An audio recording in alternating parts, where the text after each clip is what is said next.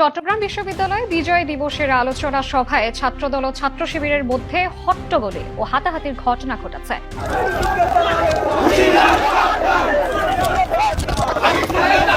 দেখছেন পাকিস্তানের পতাকা আঁকাকে কেন্দ্র করে উত্তাল জগন্নাথ বিশ্ববিদ্যালয়। শিবিরের যেমন সাইটে বিজয় দিবসের র্যালি উদযাপন করছে, কিন্তু তারা একই সাথে দেশের সূর্য সন্তান বলছে গোলাম আজমকে এবং একই সাথে নিজামুদ্দিনকে।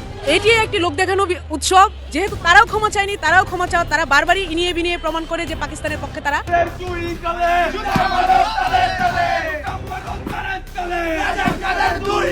ছাত্র শিবির ও সাধারণ শিক্ষার্থীদের পাল্টাপাল্টি অবস্থান। ছাত্র শিবিরের দাবি ৭১-এর ইতিহাস ৯০% মিথ্যা। তাদের মতে ৭১-এর বস্তা পচা রাজনীতি আর বাংলাদেশে চলবে না। তার যে লিখিত বইতে আমরা পড়েছি, মুক্তিযুদ্ধ নিয়ে যে সমস্ত কল্পকাহিনী লেখা, এগুলো ১০০ ভাগের ৯০ ভাগ মিথ্যা। ৭১ প্রজন্ম ছিল নিকৃষ্টতম প্রজন্ম। এদের যুদ্ধ মিথ্যা, এদের স্বাধীনতা মিথ্যা, এদের সবকিছু মিথ্যা। ৭১ নিয়ে এমন কুরুচিপূর্ণ মন্তব্যের প্রতিবাদে গর্জে উঠেছে শিক্ষার্থীরা। এমনকি পাকিস্তানের পতাকা আঁকায় বিক্ষোভে উত্তাল বিশ্ববিদ্যালয়গুলো। পাকিস্তানের পতাকা আঁকাকে কেন্দ্র করে মধ্যরাতে উত্তাল জগন্নাথ বিশ্ববিদ্যালয়। এই মুহূর্তে শিক্ষার্থীদের পক্ষ থেকে বিক্ষোভ করা হচ্ছে। পাকিস্তানের পতাকার উপর দাঁড়িয়ে সাধারণ শিক্ষার্থীরা